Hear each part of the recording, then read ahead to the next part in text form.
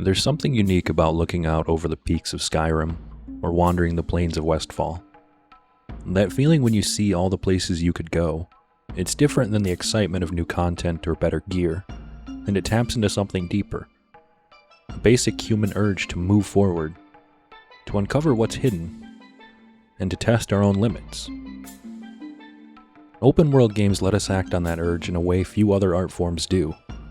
They don't just tell us a story, they hand us a space and challenge us to make it our own. And whether we're following the main quest or wandering into places the developers assumed we'd never go, we find ourselves asking the same questions we do in life. Where am I going? What's worth my time? What gives this meaning? These questions lie at the heart of why open world exploration feels so important. And to answer them, we first need to look at what makes these games' freedom so compelling and so deceptive. Open world games promise freedom. That promise is at the core of why so many of us are drawn to them. We want to set our own goals, to choose our own path. We want to feel like we're in control. Say, for instance, in Red Dead Redemption, you might spend days just playing poker instead of pursuing the main story. In World of Warcraft, you might leave the grind behind to spend some time fishing. Even in Minecraft, you can mine endlessly, build extravagant houses, or dig to bedrock, all without a single objective marker telling you what's important. This sense of agency is powerful. It makes us feel like we're not just consuming content, but making choices that matter. But the freedom we feel is always framed by someone else's design. Every open world has its boundaries.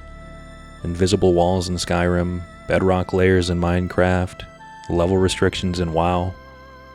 Recognizing those limits doesn't cheapen the experience. Instead, it reflects the reality we face every day. We operate within systems, physical, social, economic, that we didn't choose. What we do get to choose is how we navigate those systems, and how we find meaning within them. Open world games give us a controlled environment to experiment with that balance between freedom and limitation, teaching us how to adapt and how to make choices that align with what matters to us personally. So why do we explore these worlds at all? On the surface, it's about discovery. Finding a chest with a new piece of gear, revealing a new section of the map, stumbling across a place we weren't supposed to find.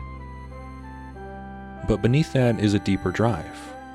The desire to create personal meaning in a world that doesn't always hand it to us. When a game doesn't tell us exactly what to do, we have to decide what matters.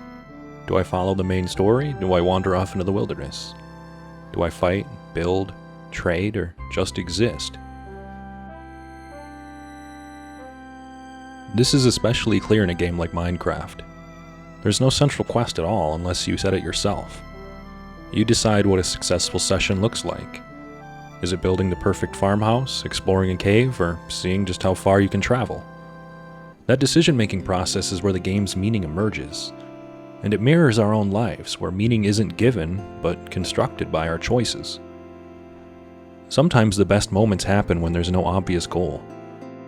Climbing a mountain peak just to watch the sunset in WoW, or seeing your Minecraft base lit up at night after hours of quiet work. These moments matter because they're yours alone. They don't come from a quest giver or a tutorial. They come from your curiosity and your willingness to take the time to look around. And they remind us that even when the world doesn't reward us directly, the experience can still be meaningful. Of course, total freedom can sometimes be overwhelming. Most players don't want to wander aimlessly forever, and that's why even the most open-ended games provide structure. The Witcher 3 has main quests and contracts that give Geralt a purpose. WoW layers progression systems like leveling, gear upgrades, professions, and those keep you moving forward. And even Minecraft quietly guides the players by requiring resources to progress, unlocking new possibilities like the Nether or the End. These systems give players something to work toward, something to anchor them when the openness of the world feels like too much.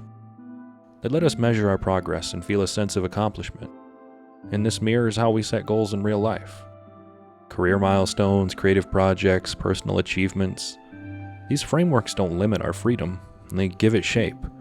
They turn possibility into purpose. The balance between structure and freedom is where the best open world experiences thrive. When we can choose when to engage with the systems, when to grind and when to wander, we feel like we're in control of our own story. And that sense of ownership makes the journey meaningful. And it teaches us something important, that setting our own goals, rather than simply reacting to others' expectations, is the key to finding purpose in both games and life. And there's a strange emptiness that can sometimes set in when the map is fully revealed, when all the quests are finished, when every achievement is checked off. Many players describe this as kind of a post-game depression, a feeling that the excitement is gone now that everything is known. In World of Warcraft, some veterans say the most fun they ever had was before they knew where everything was, when the world still felt mysterious. Once it becomes routine, the magic fades. And I think that explains the popularity of Season of Discovery. Hunting the world to discover runes, learning the new level upgrades, and the shakeup of the traditional meta was a breath of fresh air for many players. And then in Minecraft, the same thing happens after you finish a massive project.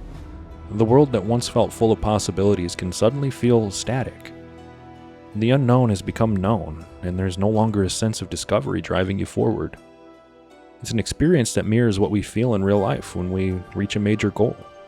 Graduation, career milestone, only to wonder, what now? And these moments show us that the thrill of exploration isn't just about uncovering new places or completing tasks. It's about the process of moving into the unknown, the anticipation of what we might find, and the surprises along the way. When that process ends, we can feel lost, even if we've technically won. It's a reminder that meaning isn't necessarily found in only the finish line, but in the act of getting there. Ultimately, open-world games aren't just about entertainment. They're about giving us space to think about who we are, what we want, and how we handle uncertainty. They show us that freedom isn't defined by having infinite options, but how we use the options that we have.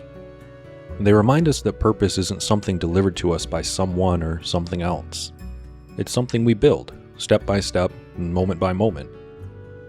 Whether you're wandering the icy peaks of Skyrim, mining your way through Minecraft, or exploring the vast zones of Azeroth and WoW, the most meaningful moments often happen when we take the time to set our own goals and follow our own curiosity. These games teach us to value the journey, not just the destination.